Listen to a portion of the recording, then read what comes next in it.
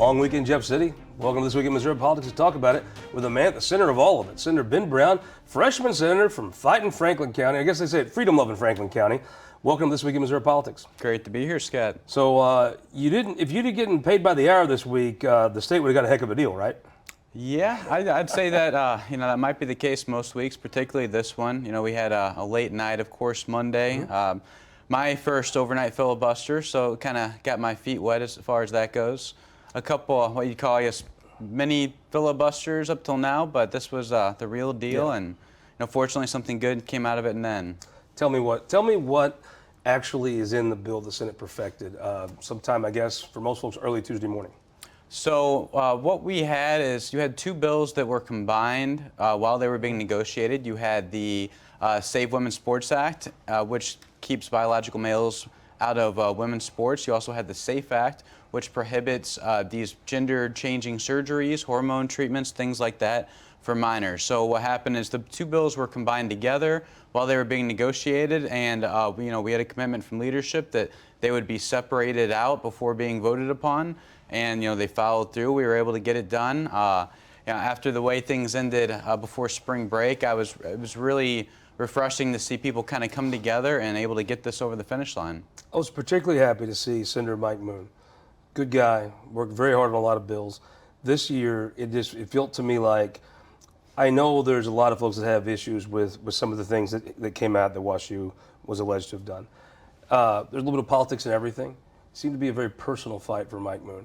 And to see a good guy actually carry a piece of legislation that big across and get it perfected and passed in the Senate, he kind of had a good night for him.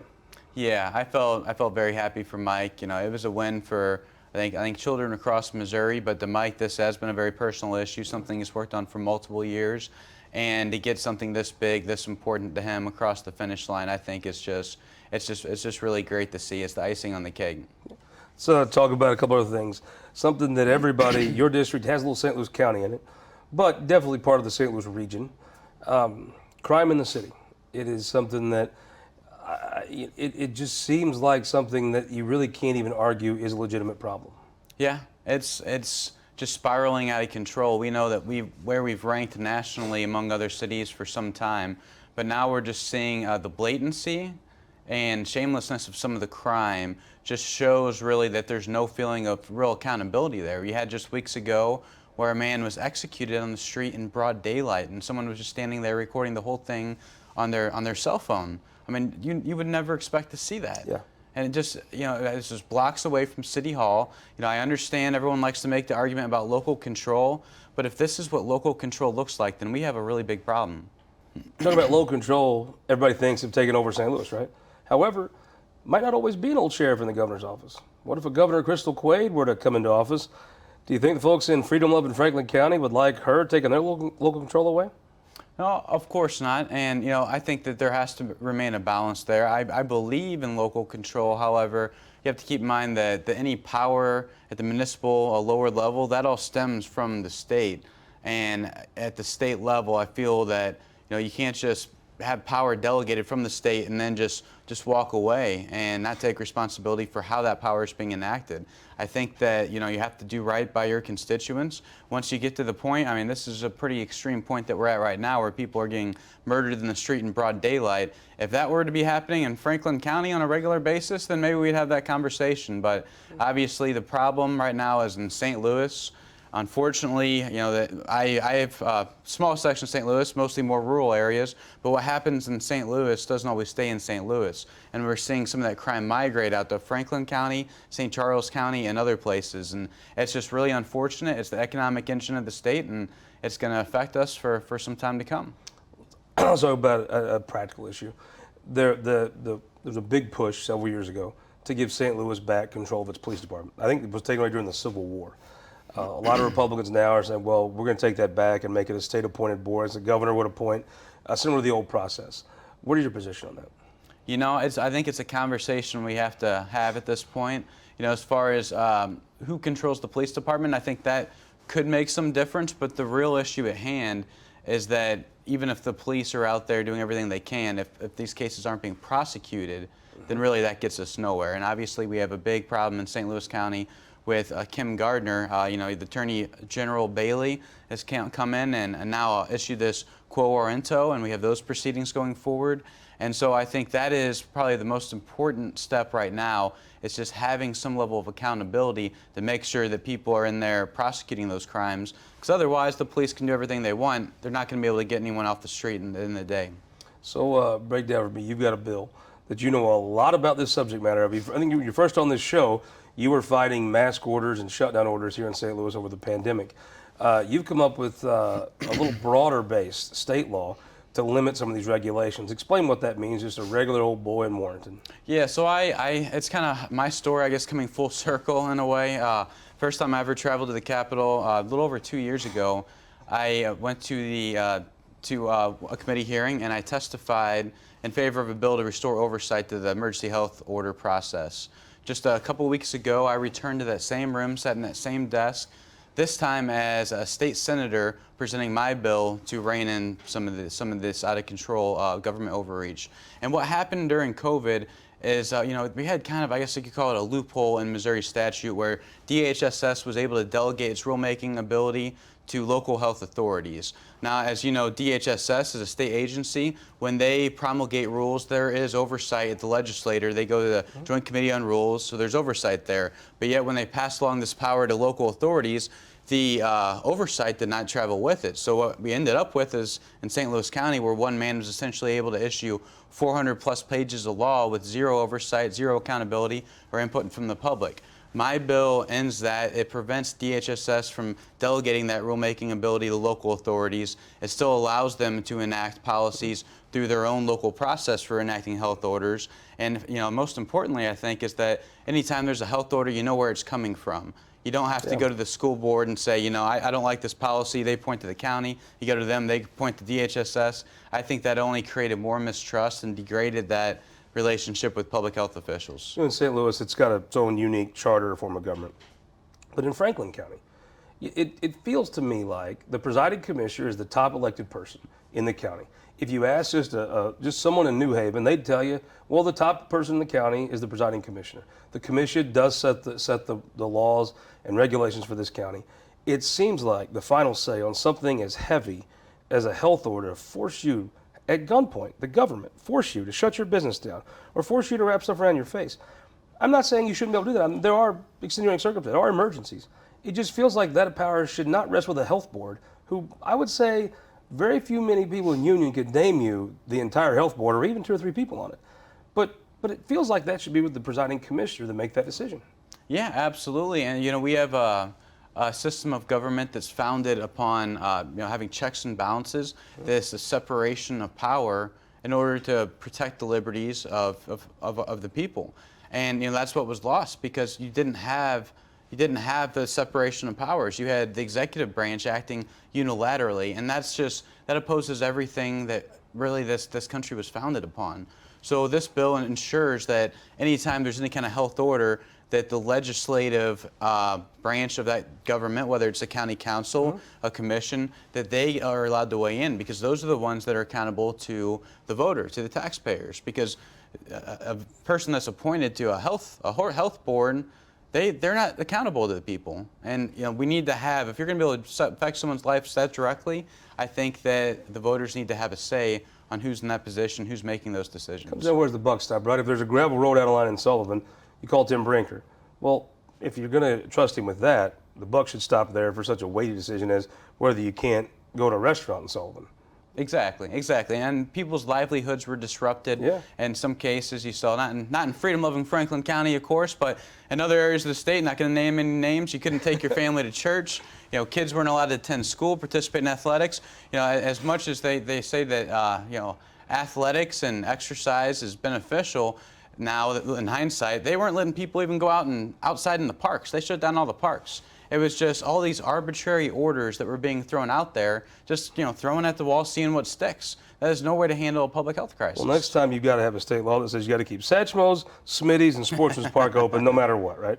We'll work on that. Real quick, your education bill. Give me the thing about homeschool kids right now, let them get into high school sports. See, I filed a bill. Jill Carter as well filed a similar one. And what this does is allows kids that are homeschooled, if the parents are taking on the additional burden, financially and time investment to homeschool their children, I think that they should be able to have access to the same extracurricular activities as public school kids, because they're still paying into the tax system that's funding these programs. Myself, athletics made a huge impact in my life.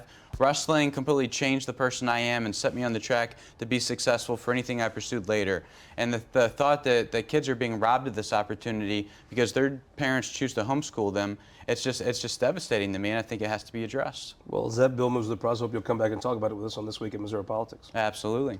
Thank you very much. We'll be right back. Judge Mike Carter, launching his new show, joins us after this. For more than a century, the St. Louis Carpenters Union has shaped our communities. Through trusted alliances, we deliver skilled professional craftspeople while our business partners provide the kind of quality jobs that keep our economy humming. It's a blueprint that has worked since 1882. Turning Missouri into a right-to-work state stalls progress, wipes out jobs, and kills momentum. Right to work is wrong for everyone. Let's keep Missouri moving forward. Visit carpdc.org to learn more. Welcome back to This Week in Missouri Politics with my friend Judge Mike Carter, the judge out in Wentzville. How's law and order in Wentzville going? Good, can't complain. I think everybody's pretty happy. Community standards. They like law and they like order out there, right? Yeah, oh yeah, they definitely do. But that's not what you're here today for. Everybody has seen the show previously, The Cowboy and the Judge. You have a new show debuting next week here on ABC at 11 o'clock, Justice and Journalism. Tell folks what it's about. Well, we've had a lot of fun on the Cowboy Judge show, me and the Cowboy, and I don't know, he had guests inevitably that he had on that we would act like we liked and stuff, but now I kind of wanted to have each one of them that I have enough to say about each thing. I believe that. And I've got a master's in journalism. In just the past 3, 4, 5 years, journalism has taken a pretty big ding. Mm-hmm. And so I'm a judge, justice, and journalism I just mentioned, justice and journalism. And I'd like to do some justice to journalism.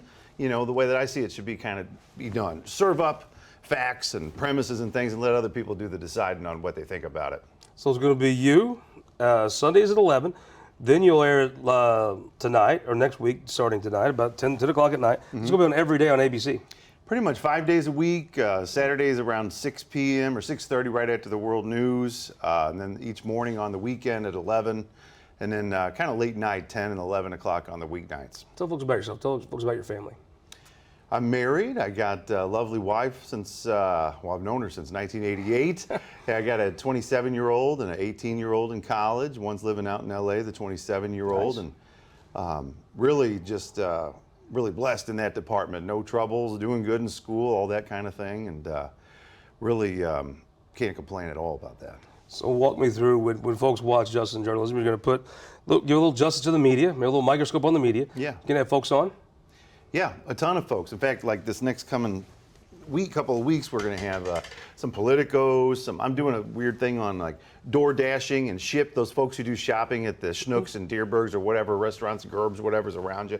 Like the underbelly of, how does that work? How do they get tipped? And I heard that people can take tips back after they've done all the shopping. And the mechanics, I'm having 3 or 4 master mechanics on who are going to talk about the supply chain and labor issues and parts and the chips that everybody's heard about for several months. Just like things I'm interested in that I think. I've always thought that's a great show. It's just the inner monologue of Mike Carter as he goes through the day, asking questions that none of us ever even think to ask. I just think the inner monologue of Judge Mike Carter would be a lot of fun to watch. Yeah, I hope so. I think, some of our best shows in the past with the Cowboy have been phenomenal. We had like Angel's Arms on before. They're foster parenting, and they buy houses and move people in them. That's like the best show we ever had as far as like ratings. In the Ronald McDonald House, I never knew that you just went there and stayed for $5 a night. I thought you gave them their money and they kind of peppered it around. And they were on. That was like our next biggest show. And even just one time I had a panel of home inspectors. When the real estate market was super hot, and I've been a realtor since 1990. And I just, very seldom see realtors liking home inspectors all that much. I think these Like days, Lion and the Lamb. I saw that. I saw the interview. It was interesting. they find each other and develop relationships for the reasons you're hinting at, so that they kind of understand, who does a good job and who's looking for problems. Yeah. I always heard them called deal killers back in the day, but I was interested to watch a person who I knew you were in real estate and you saw these home inspectors. I was like, well, that's interesting. Yeah, I two thought it come was. together. And every realtor after a while becomes, kind of their own quasi-inspector. They can identify a roof and, and crack lateral versus vertical in a Well, basement. like a judge can identify an alibi, right? You know if you're right or not. Right. So, Justin Journalism with Judge Mike Carter going to air after This Week in Missouri Politics at 11 o'clock on Sundays and again that night, once a week throughout the week on ABC 30 here in St. Louis. Thank you so much for joining us. Yeah, thank you so much for having me on and telling some folks about this. It's going to be fun to watch. We'll be right back with our Opinion Maker panel. Rasheen Aldrige, the pulse of the streets of St. Louis, joins us after this.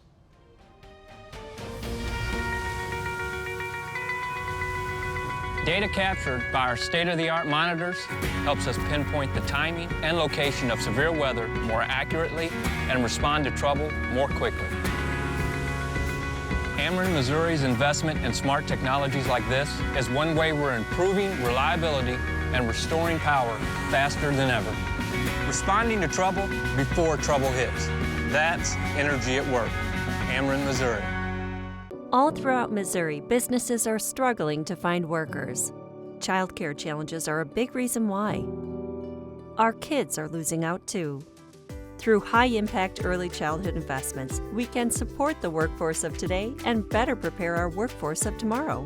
Empower families with the resources they need to succeed. Reduce crime and avoid costly interventions, saving taxpayers money. Together, we can make Missouri the best place to work, raise a family, and be a kid. Welcome back to This Week in Missouri Politics Opinion Maker panel time. Jim Gwinner from here in St. Louis. Welcome back to the show, sir. Thanks, Scott. Brett Dinkins, South Iron County's own, right? That's right. Love it, love it. Dave didn't know you're named after Brett Hull either. Oh, yeah, exactly. That's the most interesting thing I've learned this whole session. And Rasheen Aldrige, State Representative, running for to be on the Board of Aldermen. How's the campaign going? Oh, it's going good. We pound the pavement. Thanks for having me back. Can't believe you'd rather leave the superminority in the House of Representatives to be in the, I guess, it's not even majority, it's just you're all of them, right? On the Board of Aldermen. Yeah, it's like an independent body. We're all nonpartisan. All right, Jim Gwinner, let's talk about sports gaming here. Bill passed the House, which is sort of a rite of passage about St. Patty's Day. One of these bills passes the House. In the Senate, you've got two bills. One bill is just let people do what they want with Sportsbook. One of them has VLTs attached to it. Now, Jim, break this down for me. The government taxes a ton of your money. A little bit of your money you get to keep.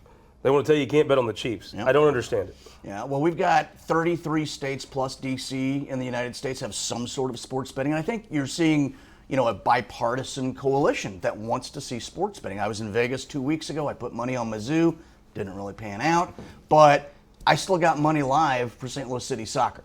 And that's fun. And I'm not a big gambler. And if I want to go, and I got to go to Illinois to do it, we're losing out on revenue. We're losing out on bodies that are going to the casinos to spend money in the restaurants and come downtown and go to the casinos and go to St. Charles and go to the casinos. They need to pass it. Brett, what's a better bet? Silicon Valley Bank's president isn't screwing you over, or Pat Mahomes going to Super Bowl? That's right. Well, Jim made the perfect case for this, which is that sports betting is happening amongst Missourians. It's not happening in our state. Yeah. And so we're losing about anywhere between 21 to 29 million in revenue because of this. The majority of our population, about 2 million, on either side of the Kansas and Illinois border, they're just going to the cross state line and costing us a ton of money. So it's funny to me, in Kansas City, there's that State Line Road. On one side of State Line Road is a pot shop that Kansas people come to. On the other side is a little sports bar where everybody goes and gambles on Monday. It's just interesting to see. And then Republicans run it all. They're supposed to let you run your life. Yeah. Except not exactly, right? Well, I think we're seeing a lot of bipartisan support right now. The House passed it with 118 votes, which is great. I hope the Senate will take action as well and see that, remove all the barriers to this and let the people do what they want. Rasheen, did you hear him talk about liberty, freedom, right? Everything's liberty and freedom.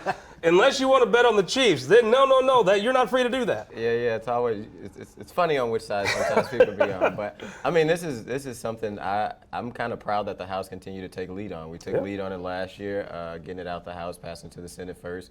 We understand we may not disagree on a lot of stuff in there, but sports betting is one that I think is a bipartisan issue. You know, like the gentleman's already said, there's other states doing it. You know, Missouri need to make this money. It kind of reminds me with the marijuana stuff. You know, you had Illinois that was, you know, taxing marijuana. We're not now. I know it's on the ballot here locally in St. Louis, but we've been generating a lot of money since, you know, marijuana is now legal here. And I think if we do the same thing with sports betting, it could really help our state. If this passes, can your constituents count on you to teach us how to bet on baseball? I don't really understand the gambling lines for baseball. Football's easier. Yeah. Well, we're pretty hot right now with soccer, so let's talk about. I'm a capitalist, so I'm gonna miss you on that STL one. City. Me prediction: does this bill pass? Does the governor sign this? I think it'll pass. I think this is the year. I do too. I think it is. I don't think so at all. I'll be the negative one here, but I don't really see it. Rasheen, let's talk about crime in St. Louis. Yeah. The reason I love having you on this show, you're a pragmatic guy. Mm-hmm. Your approach is different, but you don't deny a problem. Mm-hmm. There's a bunch of people that don't live in St. Louis, have a lot of ideas for how you all are to do things. Mm-hmm. It's almost like the suburban people have a lot of ideas how rural folks are to do things. They're full of ideas, right? So some of their we see less legislation for urban telling rural what to do, but you know, it is what it is. I guess. We'll talk about that in a minute. What do you think? Is there give me one practical, pragmatic thing that you could do to help reduce the crime in St. Louis? Man, that's a tough one. I don't think it's one thing. I think it's multi-layer issue. And you know, as somebody who's been out as an activist advocating even for just police accountability, one thing I will say is we do have a crime issue in St. Louis. And you know, potentially more law enforcement could be the way to go. I will say the city of St. Louis and the mayor passed a collective bargaining agreement between the police department that's going to give them more money. And I think that's the critical part. If we don't pay officers more, they're going to continue to leave and go to St. Louis County. But at the same time, we need resources. We need mental health resources. We need stable jobs. We need folks to feel like they're existing in their neighborhood. No matter how many law enforcement you have, we're not going to be able to police ourselves out of the crime in St. Louis. But what do you do?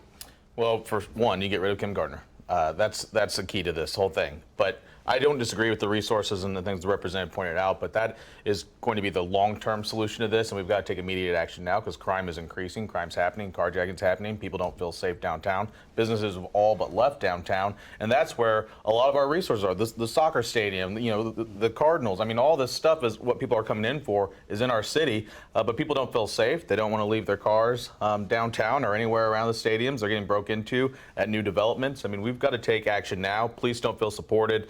Prosecutors aren't prosecuting. Victims, you know, of crimes are going left unheard. So we've got to take some immediate steps now to remedy this. And I commend the Attorney General Bailey for being the first of many politicians to complain about Kim Gardner to finally take some action on this. I like what Bailey did. I mean, look, let's be honest. A lot of things in Iron County and Butler County are funded from money taken from the St. Louis area. Sure. A lot of times Republicans have ideas on how St. Louis should do things, but they don't bring any money to the table. Sure. I like that Bailey's like, okay, if we do this, I'm going to dedicate folks in my office to actually help. I'm not just here to say you're bad at this, you should move on. I'm here to say I've got something besides just chastising for you. Yeah, he's not just complaining, he's offering a solution in this, which is that he's going to provide some additional support staff to help handle these caseloads that have resulted from an exodus from the Circuit Attorney's office. What happens, Jim? What do you do? Give me an idea. Yeah, well, I'm kind of agreeing with everybody, which is probably new for the show. But, you know, I do think it takes a broader approach than what's happening now. You know, I'm a suburban kid, grew up in rural Missouri, but when somebody asks me where I'm from, I don't say I'm from Chesterfield. I'm from St. Louis. I'm a Cardinals fan. I'm a Blues fan. I'm a St. Louis City soccer fan. And it does take a regional approach. Now, how do you get to those answers? I think you have to listen to a lot of people. First, I do think it's time for Kim Gardner to go. She's not running the office well. I don't think she's doing her job very well. Andrew Bailey's right. It's a high bar to get to that mark in a case. But I think we need to look at, like Rasheen was saying, we need to look at what we're paying police. We need to increase services, not necessarily defund the police per se, but we need to look at additional resources that help those departments, let the law enforcement do the job of law enforcement, and let the support staff do what they can do best. I had a high regard for Tashara Jones, the mayor. Yeah. I know that was not easy. for her to criticize publicly Kim Gardner. I know that was not something she came to without a lot of thought. How do you think that case ends up? You know, I also made some comments on it, which was not easy, because at the end of the day, you know, what's going on in the office isn't perfect. I don't believe that the circuit attorney has the right to remove somebody who was duly elected at the end of the day. I think that should come down to the voters of City of St. Louis. There's an election coming up for Ms. Gardner very soon. And if the people feel like she's not doing her job, they should be allowed to make that decision. I would say, before even Kim was in office, we also have to remember St. Louis crime under Jennifer Joyce was still very high. We still had carjackings. Same Republicans complained about St. Louis crime before Kim Gardner. Yeah. Maybe a little louder now. A lot louder. Let's talk about school, Jim Gwinner. You know, everybody in the legislature, I think about half of them thought they were filing for school board when they ran for the legislature. They all got thoughts. What's something you could do to help schools? Well, I think the first thing we need to do to help schools is learn from the ones that are performing. And I think part of the things of school choice is a good thing. And we need to have the dollars go into the classrooms. School choice, like the rural version of school choice, where you could go to South Iron, you go to Fredericktown, or school choice where you go to like South Iron or Wash U. Well, it's a complex answer. So what you have to look at is, you know, you go to Marion County where I'm from, and the superintendent's a kid I went to high school with. Sorry, an adult I went to high school with now. The sheriff's a guy that I had English class with in high school. You know, rural Missourians like their schools, they like their police departments, they like their fire departments. It's a whole different dynamic. But suburban folks have a lot of ideas for us too. See, I know. I have a lot, but I'm trying to use my Marion County roots. But I think in large urban centers like the St. Louis metro area, Kansas City metro area, you have to look at giving kids the ability to get out of underperforming schools. And it's not just in large metro areas. You can look at, you know, St. Louis County, what is it, 36% of the Lindbergh schools, dollars are going to the students. And you look at... Yeah, but where'd you get that information, though? Yeah. Where'd you get that information from the people that want to stick money in charter schools? Well, yeah. I'm always a little bit suspect, Brett, when I see these numbers. I understand there's lies, damn lies, and statistics. Yeah. They come up with some lies about test scores or statistics, however you want to view them. You know, a fifth of public schools were struggling, but half the charter schools were struggling. Sure. Tell me what you could actually do on the front end to maybe make the whole thing better. Well, look, I think that we've got to look at the fact that there is a problem right now, and it's not just in the city, and it's not just a rural issue either. But you know, when I look at back home from where I'm in Iron County specifically, you know, I went to South Iron, I'm a proud alum. But up the road, just 25 minutes up the road at Arcadia Valley, you know, they had a full-time foreign language teacher, which was something students at South Iron didn't have access to. They had, you know, a thriving, you know, band and composing department that some kids at South Iron didn't have access to. And there are people with talents in that area, and we require foreign language to go to a four-year public university in Missouri that kids aren't really getting quality access to or equal access to. And there are advantages that come with that. There's an advantage to going to South Iron, which is having a great basketball team. There you go. You know. You don't lose. Again. Hey, Rasheen, you're going to the Board of Aldermen, so we're not going to ask you about education right now. We're going to ask you who won the week. Who won the week? I would say Promo and other activist group that was up in the legislature protecting our kids and making sure they can identify who either want to identify and love who they want to love. Who won the week? Dan Houks and the Sports Betting Alliance. Dan Houks always wins the week. You just got a street named after him in Warrensburg. Who won the week? I got to say it's Andrew Bailey. You know, with the additional information that he's put forth in the case against Kim Gardner's incompetence, I think that his office is showing that it's doing the work that it needs to be ready to go prove a case. I am going to say Senate leadership. Senator Rowden, Senator O'Loughlin, and Mike Moon all came together, passed a bill that was definitely a priority of the chamber. They did it without a PQ. Good week for the state Senate. Good week for them. We'll see you next week with a panel of county commissioners on This Week in Missouri Politics.